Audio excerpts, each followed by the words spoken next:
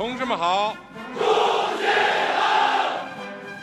Some of the sounds from China's Victory Day military parade on Wednesday, marking the 80th anniversary of the end of World War II. It was a historic week for the country, playing host to the annual Shanghai Cooperation Organization summit in Tianjin. And then the grand spectacle that was the military parade, a showcase of power in the heart of Beijing to a selected group of global leaders. But beyond the pomp and the pageantry, what did the moment mean?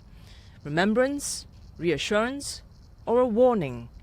I'm Genevieve Woo, and in this week's CNA Correspondent podcast, I'm joined by Senior China Editor and Senior Correspondent Olivia Siong, and our correspondent in Beijing, Tan Sihui, to help us decode the signals that China is sending at home and to the world. Sihui, let's start with you. All military parades, not just the Chinese one today, is meant to shock and awe. Were you in shock? Were you awed by what you saw? What was your biggest takeaway? I think it's both shock and awe, because this was my first military parade I've ever attended, both in China and in the world, and it was truly a spectacle. The whole event started at about 9 a.m., but for us media, it started really early at 2:45 in the morning. We went through several security checks before eventually making our way down at 5 a.m. to Tiananmen Square. And I have to say, Tiananmen Square is so beautiful. It was completely different. I had never seen it in such a light. Spectators started to stream in shortly after from around the same time. Rehearsals also began at about 7 a.m. before the whole shebang began at 9 a.m. Being so close to the military equipment, I have to say that was quite an experience. It's both scary, and I also feel safe at the same time because of this weaponry. The weaponry was the largest one on display ever at China's military parade, with new and advanced weapons. It had a full strategic nuclear triad at the parade: land, air and sea cruise missiles, alongside hypersonic precision strike weapons and giant underwater drones. We also saw fighter jets and a helicopter fly past, wowing millions watching at home and abroad. And I've said it throughout the day, officials have said these equipment and hardware, it's not just for the parade, it can be activated at any point in time in situations of war. Another unbelievable thing was seeing the trio, Mr. Xi, Mr. Putin, and Mr. Kim. They were walking side by side. I think I was not the only one. I think there was a kind of a hush among the journalists who were alongside me. They were quite far away from where I was. I mean, we could see the podium, but they were a little too small. Interestingly, every time we turned to look at them and maybe to take a photo, the officials there were very serious about this. They wanted us to delete any footage if we had taken anything of them. So this really shows how stringent the requirements are and how security is very tight. The Chinese president framed this anniversary as really a turning point in the country's history. So let's take a listen. 中华民族是不畏强暴、自立自强的伟大民族。当年，面对正义与邪恶、光明与黑暗、进步与反动的生死较量，中国人民同仇敌忾，奋起反抗。 为国家生存而战，为民族复兴而战，为人类正义而战。今天，人类又面临和平还是战争，对话还是对抗，共赢还是零和的抉择。 中国人民坚定站在历史正确一边，站在人类文明进步一边，坚持走和平发展道路，与各国人民携手构建人类命运共同体。 Now, Ollie, the first and last time, I guess, China staged a Victory Day parade was 10 years ago in 2015. Now, what does this milestone, the 80th anniversary, why is it special for Beijing? How is it framing the narrative? Well, first of all, China always has fascination with anniversaries, and especially with the round numbers. So if it's 70, if it's 80 in the future, if it's 100, it's going to be a big deal. And this year, being 80 years since the end of World War II, it was a significant moment. But what has made it exceptionally significant this year is the geopolitical context of which it is happening. First, this is a historical event, an anniversary that it's marking. It's the end of World War II. It's significant because China has always felt that its role in the global fight has been ignored, especially in Western narratives. So that's one of the narratives that it wants to portray. But in President Xi's speech today, he very carefully linked history with the present day, in which he said that, because of history, China has been able to go on this national rejuvenation drive, and it's portraying itself as being a defender of the global order post-World War II, with the United Nations being one of the key pillars of that.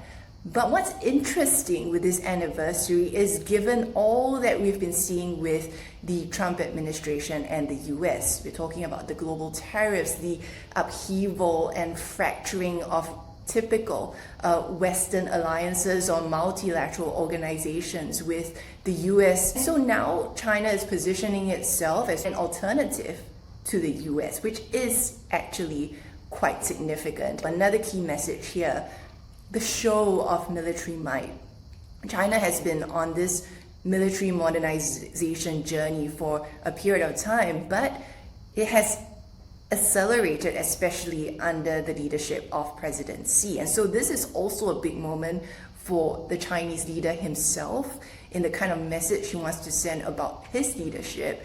And just by, looking at who he's being surrounded by, as Sihui was talking about there, the convening of world leaders, and then this show of military might, this positioning of President Xi as this great leader, not just at home, but abroad as well. So have a listen to what he had to say, specifically with regard to military modernization. 中国人民解放军始终是党和人民完全可以信赖的英雄部队，全军将士要忠实履行神圣职责，加快建设世界一流军队，坚决维护国家主权、统一、领土完整，为实现中华民族伟大复兴提供战略支撑，为世界和平与发展做出更大贡献。 Sihui, picking up earlier on your comment about, there was a hush, across the room. A deafening silence. Right, across Tiananmen, when all those, the selected global leaders show up, This attendance was larger than the one in 2015, actually much larger. And a wider scope of global leaders. What does this indicate? Is it more and more are willing to stand shoulder and shoulder with the President Xi now? And then, of course, there was an absence of, the Western Alliance leaders. What message did this send? We've already talked about it, Mr. Putin, Mr. Kim. There's also a larger Southeast Asian presence this time around. We saw Malaysian Prime Minister Anwar Ibrahim, also Myanmar leaders, Vietnam leader, and also, the fact that Indonesian President Prabowo Subianto, he made a last-minute call to actually turn up in Beijing, even though he had earlier cancelled. It really shows how much they want to be seen at the parade, and I guess those who turned up may want to be seen to visibly align with Mr. Xi Jinping on the world stage, and perhaps attendance is also not only symbolic but also an implicit endorsement of China's narrative of the history or military strength and its international role. The same can be said of those who didn't turn up, major Western alliance leaders, EU leaders, including the US. Analysts are saying that it sends out a message that they do not want to endorse and legitimize China's military assertiveness, especially in the region, amid some conflicts and tensions in South China Sea as well as the Taiwan Straits. But even without America's leader there, it's already had an effect on Mr. Donald Trump, as he's already responded on social media with the Truth Social platform earlier, accusing President Xi of conspiring against the US. What do you think, Ollie? Yeah, I think the guest list was something that we have been scrutinizing. If we were to just contrast between 2015 and now, 2015, we actually did see one of the main guests being South Korea's then president, Park Geun-hye, as one of the more prominent leaders that attended. UN Secretary General Ban Ki-moon was there as well. But this time the UN is being represented by an Under-Secretary General, Li Junhua, who previously served in the Chinese Foreign Ministry, including as the Chinese ambassador. We are not seeing the same level of representation from South Korea. In turn, we are seeing North Korean leader Kim Jong-un's presence. He wasn't at the parade back in 2015. So this gathering of leaders as well, when you look at the list, many of them fall under the category of what China would like to call, and many observers also would say, are the global South countries or the developing countries. And that is where China has positioned itself as being able to be a leader of. But I do have to point out, even though we are talking a lot about the heads of state, heads of government, we also have to recognize that there were many other countries that did send lower representation levels, to this military parade. We even saw some former leaders from New Zealand, Australia, also attending this. So everything is very precise for those who are in attendance. And China definitely would be looking at that as well. Let's circle back a little bit about Prabowo's surprise attendance, right? He is dealing with civil unrest back home, and he had already cancelled his attendance at the Shanghai Cooperation Organization summit earlier, and also the parade, but he showed up. What does this say about China-Indonesia ties? And does it also signal that nobody really wants to turn down an invitation from China? It certainly did come as a bit of a surprise. The Chinese Foreign Ministry also issued a statement saying that it welcomed this. I was talking to my colleagues who cover Indonesia for us, and they said that, this was a last-minute decision. The media was only informed after he had left the country, and just talking to locals, what we are hearing is that there have been some raised eyebrows about this move from the Indonesian president, given that demonstrations are still ongoing, though tensions have kind of simmered down a little bit. But we do know that for Mr. Prabowo, he has pledged to boost ties with Beijing.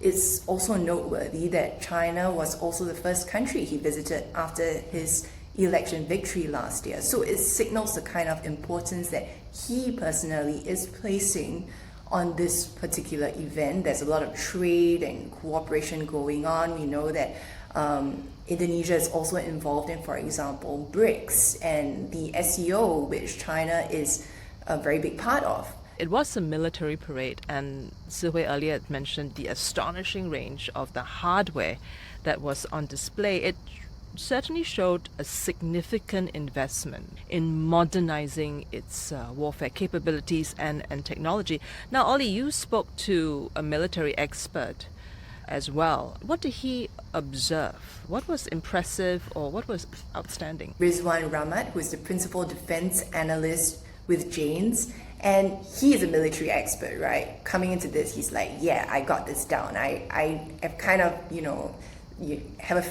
a estimate of what kind of military hardware would be shown, because we've seen so many rehearsals taking place in Beijing. I mean, Sihui would be familiar with the road closures and the disruptions every weekend, particularly in August. And so when we were speaking before the parade happened, there was a sense of what we could expect. There was one particular weapon which, when it came out, you could see Rizwan kind of just like perk up and jaw-dropping maybe. Yeah, you could see his energy change, because he was starting to spot weapons that he had never seen before, and particularly this intercontinental ballistic missile known as the Dongfeng 61.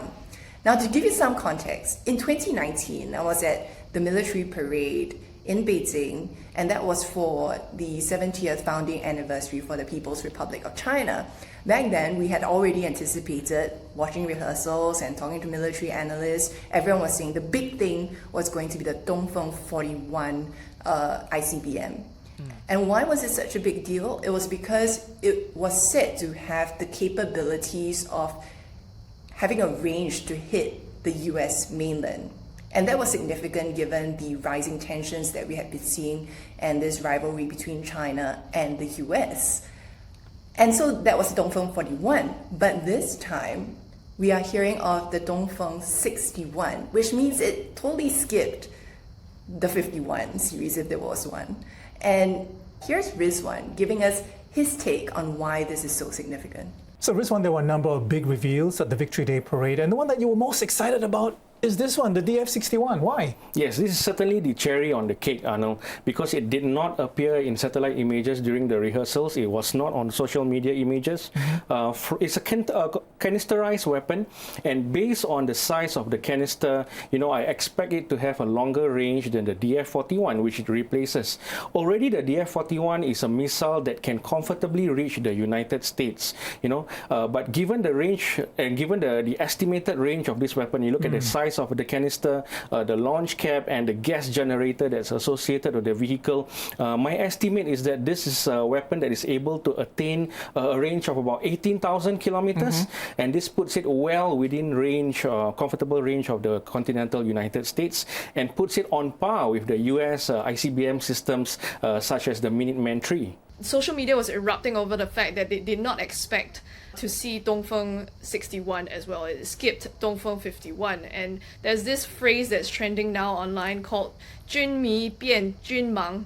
So it's saying that military fans suddenly became illiterate upon seeing this advanced weapons because they've not seen these new weapons before and they are bedazzled and stunned. And so even domestically, the Chinese folks here are also stunned by the fact that they did not expect their own country to have such advanced weapons. So I think both internationally and domestically, they're really quite amazed by the show of the display. Talking about Junmang, Rizwan said he was blindsided by his exact words. Shock and awe is in place. Exactly. Was there a feel, right, that this Victory Day parade was more about deterrence abroad? For example, this Dongfeng 61 is an ICBM. That China has the capability to defend itself against, including any interference. So, for example, over, say, Taiwan sovereignty. Or was it more a nationalist a kind of message? Who is the more important audience? A domestic audience, or global, or both? I was surrounded by international media, so I could see how they were all interested in seeing perhaps their own country's leaders or other countries' leaders present at the parade. I also felt the excitement when the trio walked out. So it did feel like it was for an international audience when I was at the parade today, and subsequently seeing online people now fiercely debating who has the better and more advanced equipment, US or China. So it seems to have that international kind of look for this event. But I really would like to say it's a matter of both, because in the lead up to this event, there are a lot of activities really to drum up nationalism locally, and also it's a part of a public education drive to really educate the whole country about what's happened 80 years ago and what they're planning to do 80 years on. I've been to several exhibitions at national museums in the country. It's really open to as many Chinese who want to go to these museums, watch some of the movies like Dead to Rights about the Nanjing massacre in the lead up to this day. So it's really a concerted effort to educate the domestic audience. And something interesting was when my Beijing colleague, she told me that her son's school has a requirement that they stay at home to watch the parade, and they have to take a photo of themselves watching the parade, and after that they will have to write a review about how they feel about this parade. So it really stretches from young to the old when it comes to public education and the domestic audience. Ollie, what about you? You're watching it in Singapore. How did you feel? What was interesting was, one, President Trump's post on Truth Social, in which he wrote quote, please give my warmest regards to Vladimir Putin and Kim Jong-un as you conspire against the United States of America. So that was strong. And it was just like about 15 minutes into the start of the parade. But what was also interesting for me to see was the reaction on Chinese social media. We saw them pick up on President Trump's post. It was a lengthy post, but they chose to pick up on the part in which it said, "May President Xi and the wonderful people of China have a great and lasting day of celebration." I was quite intrigued by was another post by an account linked to Chinese state broadcaster CCTV. So this is a Weibo account called Yuan Tantian. And it published a post in which it said that pizza shops near the Pentagon in the US had seen a surge in orders, coincidentally, when the parade was on, which it said was an indication of workers in the Pentagon working overtime. It would be something that China would be keen to highlight, that the US is taking notice, but having spoken to analysts as well, they say that it doesn't change the calculus that much when it comes to the US military policy towards China, but certainly being able to see the capabilities. What is known is that the Pentagon has talked about the pace of modernization. This year's military parade had extra diplomatic heft. It was not just about a military display, but just 2 days before, we had the SCO, right, the Shanghai Cooperation Organization summit that was in Tianjin, right? This is an annual security summit, and this year also saw the largest attendance list. How many was there, and what's significant about the timing of it and the higher presence of international leaders? What's exciting about the SCO this time around is the involvement of Xi Jinping, Russia President Vladimir Putin, and Indian PM Narendra Modi, who visited China for the first time in 7 years. The SCO started as the Shanghai Five, China, Russia, and 3 Central Asian nations, focused on security and counterterrorism, and now expanded to include economic and military cooperation. So it also doubled to become 10 members spread across Central, South Asia, and the Middle East. Now, it's become an increasingly important forum with the largest SCO meeting since the group was founded, more than 20 heads of states and government, with even the involvement of Southeast Asian leaders from Indonesia and Malaysia at the summit. And it comes as nations, like what Olivia mentioned earlier, they're facing complex geopolitical landscape with ongoing Russia-Ukraine war, India-Pakistan dispute, and US tariffs. Analysts say there's growing support from Global South to have an alternative to dependence on US and Europe. And new measures were announced at the summit to strengthen cooperation and safeguard the post-war international order. So timing is definitely significant, the fact that it happened before this victory parade. Beijing wants to show its influence and convening power just before the parade, with some of the leaders attending the military parade after. On that note, thanks, Si Hui in Beijing, and Olivia, of course, here in Singapore, for those observations. A big week diplomatically, militarily too, for China. A show of strength and strategy. We'll be tracking things from here when it comes to China's actions in Asia and its interactions with the West.